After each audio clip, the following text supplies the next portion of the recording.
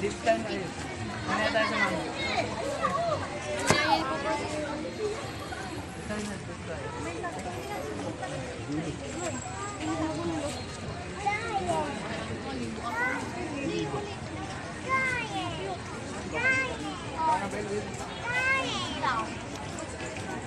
Pagbasa mula sa unang sulat ni Apostol San Pablo sa mga taga-Corinto.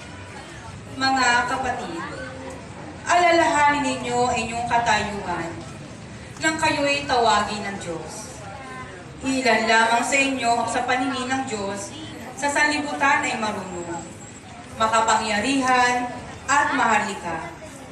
Subalit pinili ng Diyos ang sa palagay ng sanlibutan ay kahalagahan upang hiyain ang marunong at ang mahihina sa turingan ng sanlibutan nang hiyain ang malalakas. Pinili niya ang tinaguriang na hamak, walang halaga at walang kabuluhan sa sanlibutan ito upang